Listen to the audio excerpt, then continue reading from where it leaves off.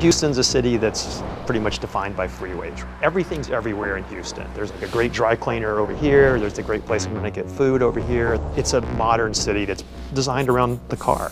Tell me about this project. Houston has this big opportunity right now to re-envision the freeway system. The big section of US 59, or I guess it's I-69 now, will be coming down or being changed. But in the interim, we wanted to look at ways that we could beautify that project. Whatever we do would be temporary.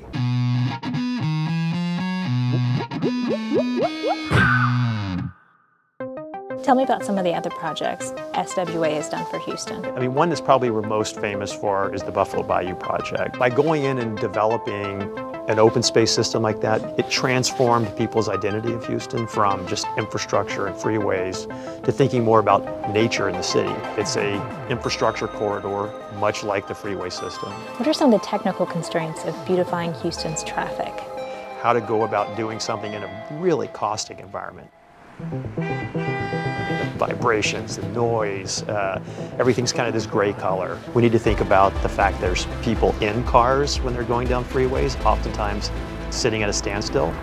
When you reframe the idea of a freeway as a public space, it opens up doors for including art as a part of that freeway system.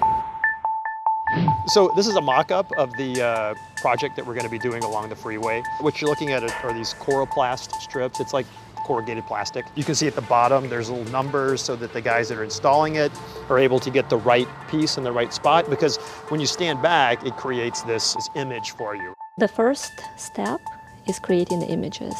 Take us through some of your artistic decisions for this design process. There are a lot of technical constraints within the freeway corridor. You can't really put realistic imagery because it becomes a billboard and becomes really distracting for the drivers.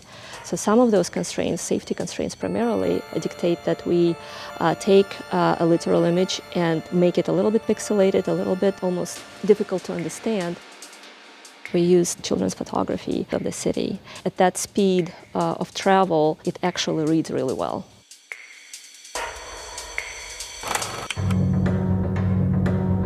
It's essentially a weaving process. You take the strips or the strings and you pull them through the chain link in a very laborious way.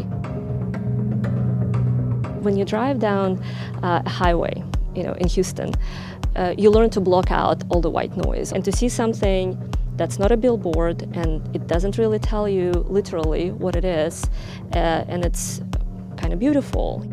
Hopefully it'll make their time within that corridor much more enjoyable.